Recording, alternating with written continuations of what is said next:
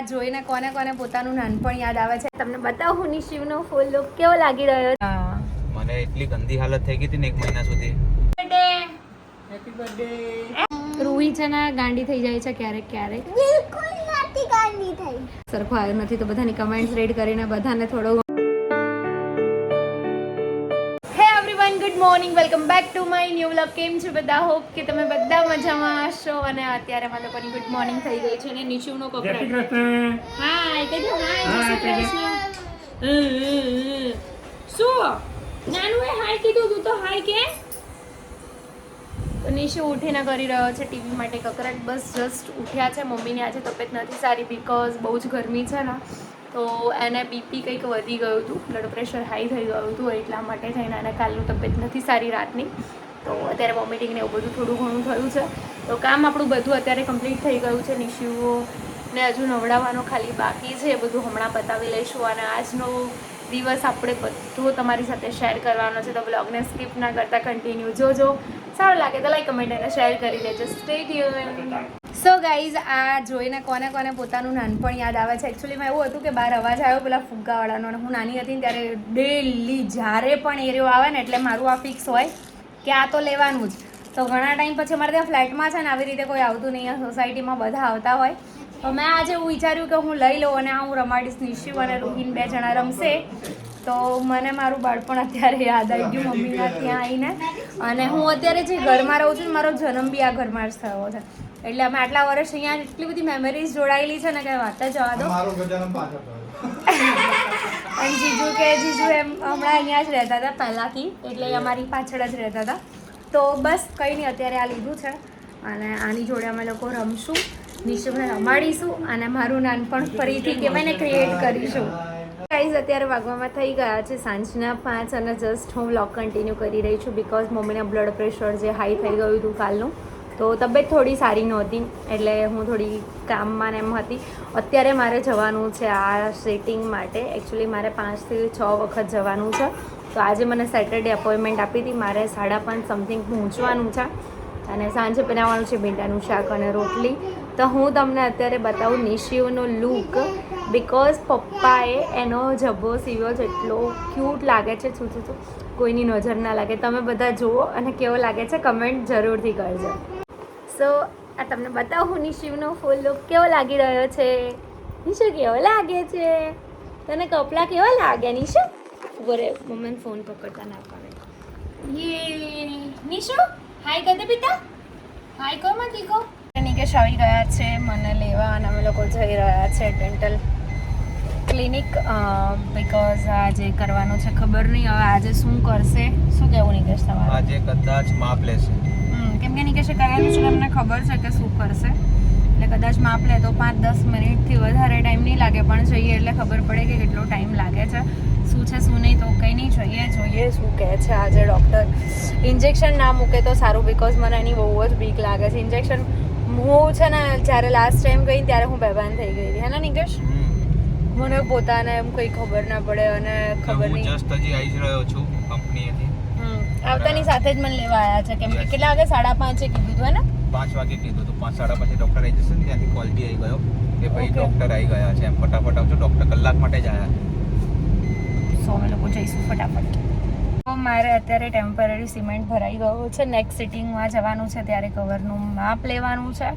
એટલે ઘણા લોકોની કમેન્ટ્સ હતી કે તબિયત સાચવજો. એટલે તબિયત તો આમ નોર્મલ છે પણ ઇન્જેક્શન મૂકે ને તો 3-4 કલાક બિલકુલ મૂડ ના રહે.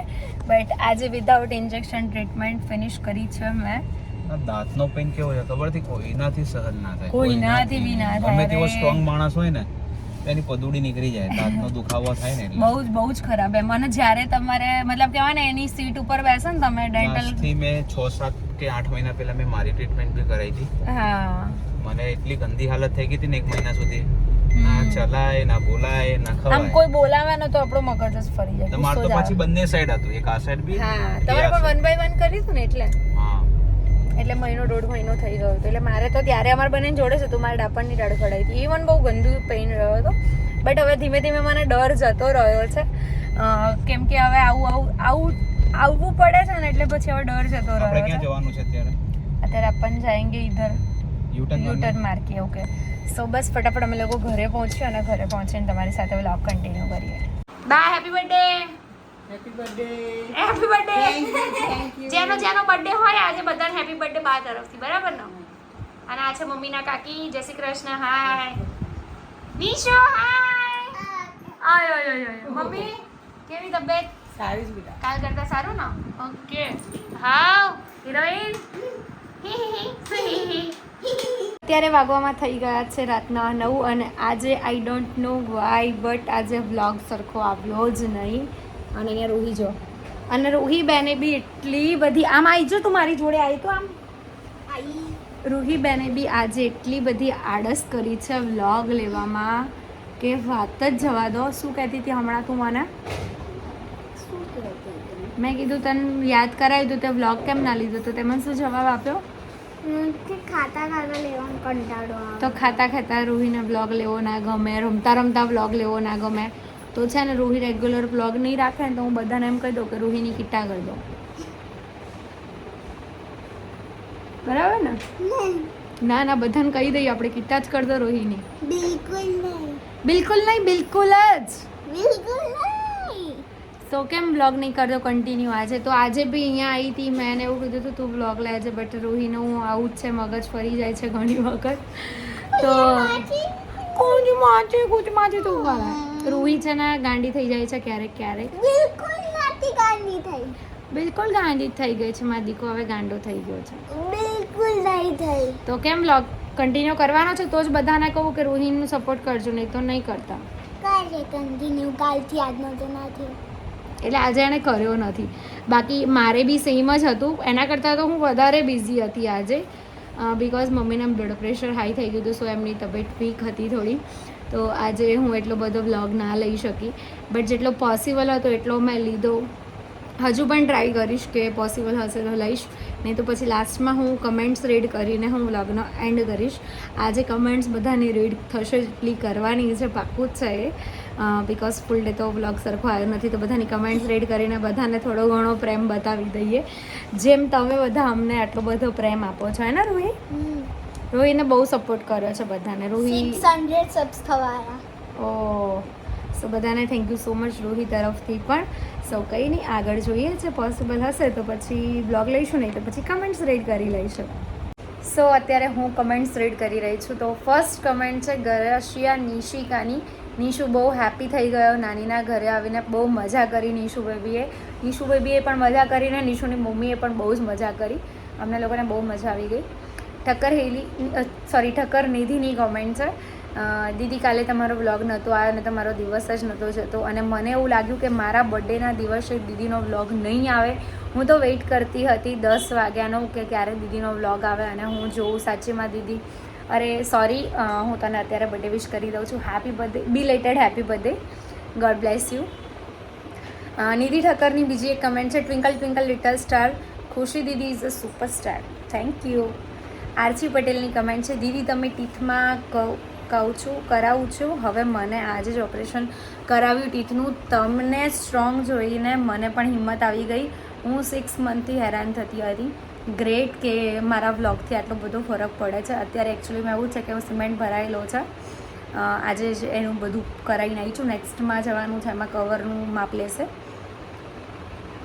વિશ્વા પટેલની કમેન્ટ છે, સાસરીમાં બી છોકરી જેવો જ રાખે છે, બટ મમ્મી ડેડના ત્યાં બહુ વધારે ગમે, પછી ઘરે જવાનું થાય તો 2-4 દિવસ ઓછું ગમે. તમે સાસરીમાં બી બહુ મસ્ત જ ફેમિલી છે, તમારા મમ્મી પપ્પાને ત્યાં બંને બહુ ક્યુટ છે. ફૂલ ફેમિલી ઓલવેઝ મારી ફેવરેટ છે.